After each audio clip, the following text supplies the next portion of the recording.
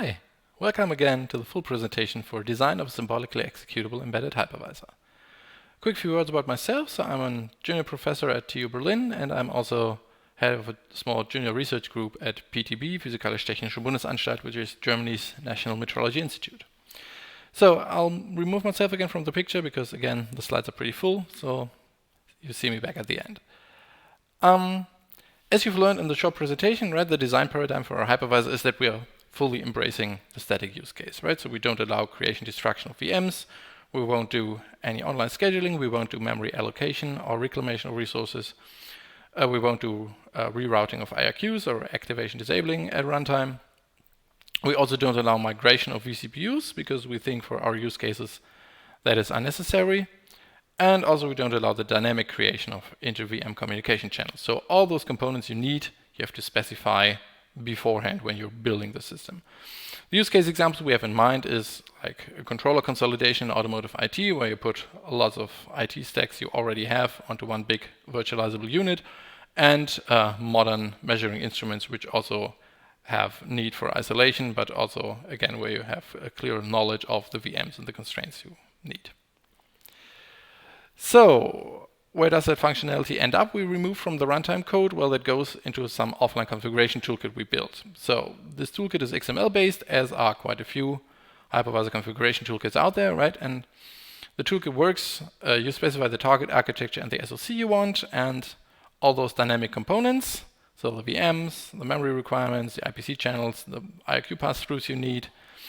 And all that is taken then by this configuration toolkit, and the toolkit then chooses what parts of the hypervisor code base to actually compile and which compiler to use. And it also does all the assignment of system resources, right? The memory, the IQ dispatch tables are being built, the virtual addresses for the hypervisor address regime is chosen, all the page table data is actually generated, so only the base address are later known to the hypervisor. The schedule is built and described.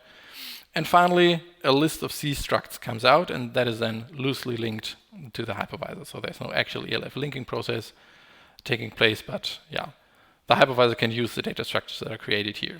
And also, well, the final boot image creation is also a job of the toolkit, so wrapping it in the U-boot header or whatever. It looks like this. So this is like an example configuration. I won't go through all the details, but you can pause the video and look for yourself. So this is a basic configuration for 2 CPUs. And on each of these CPUs, there's one VM configured. Those VMs also, apart from their private memory, have a communication buffer that is mapped into both of them. And they also have a virtual IRQ that connects the two. So they have a signaling path and a shared memory primitive. If you look at what the toolkit will do with this, we can look at the result. So the result is like this. You see in the top part, there's a memory block where all the physical addresses have now been chosen. You see also for some components that several addresses were chosen, for example, for the hypervisor stack, because of course each hypervisor instance on each physical core needs its own stack page. And on the bottom part, if we move down, you see on the top now is the address space of the hypervisor with the base addresses chosen. Index -1 is the boot page table, and the other ones are for runtime. And then you see that also the guests have their nested page table created, because again, you see the address space has a base attribute. So moving back into the presentation. So what do we have now in the hypervisor at runtime? No scheduler, just the VM dispatch. So the state safe restore, the context switching, setting of nested paging controls for the incoming virtual machine. Of course, no memory management, we dropped that as well. IRQ handling only using the fixed dispatch table. Only the bare minimum of device drivers we need, which is usually the IRQ controller and the timer and the virtualization extensions of the CPU. Emulation is basically the same as drivers, so we do have, of course, to emulate those devices that are anyways tied into the hardware virtualization and where partial hardware virtualization is available, which on ARM usually means the IQ controller, so the gig v2, v3, and the timers built into the coprocessor. For other devices, we don't have any emulation in the hypervisor, but we do allow reflection. So if there's a fault in an emulated range, we can pass that on to another service/driver VM. We do offer inter-vCPU communication. As you saw in the example configuration, we do allow virtual IRQs across VMs. And also, of course, we can do virtual IPIs inside a VM if the VM itself is multi-CPU. And well, trap fault handler, yeah, the basic minimum that's necessary. So we, of course, can resolve architectural traps. We have to do the faults for doing emulation. And we have, well, more or less 2 or 3 hypercalls only for triggering those virtual IRQs we need and for doing the reflection management. What does all of this give us? Well, we now can use a symbolic execution framework to do informal analysis of our system because, right, the main takeaway is all our system objects are known beforehand, right? So we don't have to go the common route of doing an OS proof, right, which is usually taking the abstraction and refinement approach. So you write an abstract specification that somehow describes how your system is expected to operate, and then you work by coming from the source code, abstracting away from all your concrete data structures like linked lists and so on, and you work towards establishing equivalence towards this abstract specification. That gives you a very powerful result because you can prove things like correctness, but it's of course a very labor-intensive process, right? You usually do lots of interactive theorem proving or the like. Of course, the result you have is, as I said, very powerful, and it's generic, right? It doesn't depend on some concrete instantiation of this hypervisor you're proving.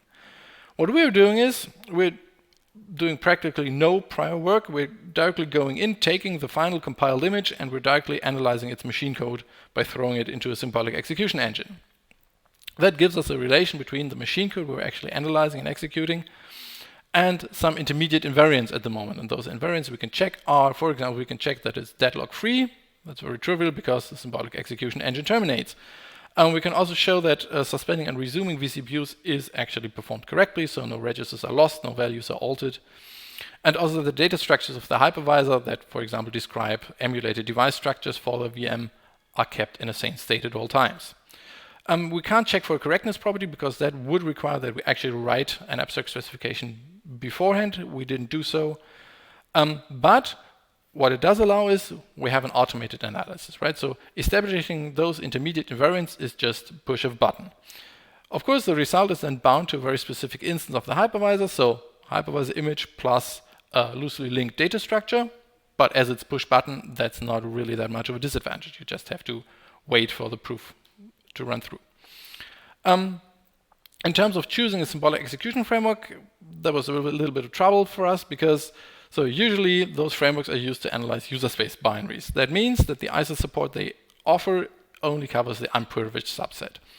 If we would have wanted to use one of those, we would have had to extend it. So that means adding all the privileged instructions in, which is especially tricky on ARM because ARM reuses quite some instructions to mean something else entirely in privileged mode. So we would have to even alter the framework to simulate differently depending on the actual mode you're in.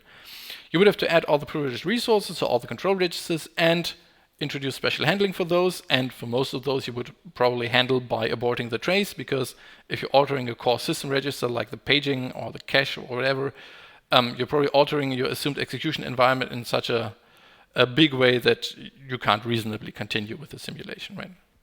So the alternative we chose was to build a custom solution, to build something which is specifically built for simulating our hypervisor. It's not tied to our hypervisor, but it exhibits exactly the amount of support we needed to simulate our hypervisor, which means that only a very minimal set of instructions is actually recognized and converted into symbolic form, and we can only do on v8. The supported architectures and SoCs we have at the moment, please take this list with a grain of salt. So in the order from left to right is the increasing amount of bit rot. So currently we're developing an ARMv8A on the ROC chip 3399. All those architectures and platforms you see used to work on some time in the past, but as you saw, if you saw the paper author list, this is basically a single or, well, at times two-person effort. So yeah, stuff tends to break and we don't always take care of that immediately. The proof engine, as I said, is ARMv8 only, just because that is, again, another big implementation effort. I'll get to that at the end.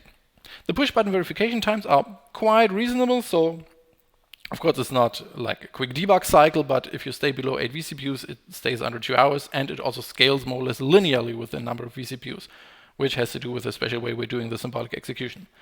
And the overall implementation effort is quite low, so the hypervisor has a total of 11,000 lines, but for one single instantiation, so only one arch, one SoC, and the set of drivers necessary for that, you end up below 5,000 lines. And then we have the 6,000 line configuration toolkit and the 7.5 proof engine, which calls out to an SMTlib compatible backend. We chose Z3, but basically that should be easily changeable as its SMT backend for actually doing the solving. What we're currently working on is we're extending the Arch support to also extend to RISC-V. Using a small high-five board, we'll later possibly move on to other big ones, but this is our starting architecture now. We're also looking into transitioning from the self-written symbolic execution framework. We have two mature ones, but of course that comes with the caveats I described, so there's probably some work necessary before that works as expected. I'm also looking into extending the proof of results we have, so these intermediate invariants, whether we can take those and work further towards establishing abstract properties like, for example, full guessed non-interference or some form of correctness. We'll see how much work is actually necessary to move further along in that direction. Also, big work item is releasing this as an open source project. That is a little bit complicated due to the people I worked with on this and my employment record, but I'll get this settled. If you want to collaborate on this, please give me a shout. We can definitely work something out. It's just releasing as a proper open source project will take a little bit of time.